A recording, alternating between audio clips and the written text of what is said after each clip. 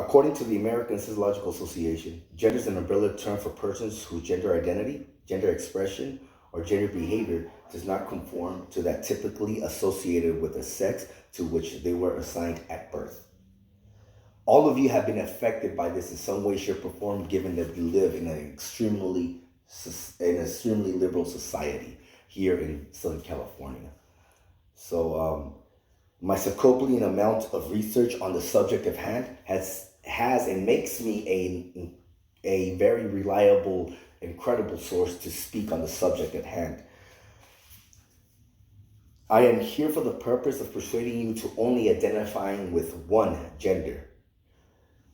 First, I will talk about gender given at birth, followed by the concept of gender spectrum, and finally, gender complexities. To begin with, I will speak on the gender/sex given at birth, that is male or female.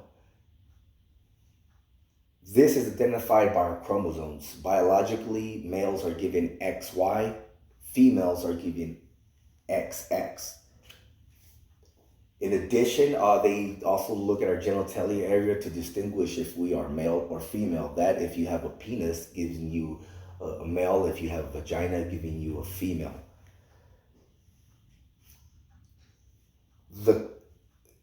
The blurry lines is going to be where every person out of 100, one out of 100 born here in the United States are intersex newborns, given that they might have both.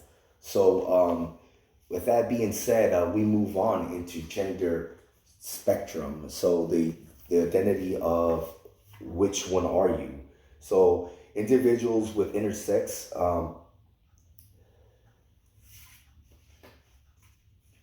according to Spectrum, genderspectrum.org, the dimensions of our gender fall under three categories, that being our body, identity, and social. Our body is what we are given, what we have as a male or female, and our identity is what we identify ourselves with, whether it be Tom, Sarah, things of that nature. Moved on with our social. So our social is how we conduct ourselves socially with our society. If I would much rather go ahead and identify myself with you and be more masculine or be less feminine, so that would cause me to how socially acceptable, how society views me in the male or female spectrum. With the broad spectrum of the gender spectrum, I will now move on to my final point, which is that gender complexities. The further my research, I got a chance to understand the multi-dimension viewpoints of gender complexities. Gender complexities are always altering throughout society, and they're always changing. So if given our society and what we fall under, that's what entails within gender complexities. We tend to either be swayed by the media, by the public, things of that nature, and that causes us to even have internal views of our gender. What can we identify with? That is part of our gender complexities. So just to recap, in conclusion, to recap on my thesis, I know that now you have a better understanding and what it is to identify as only one gender.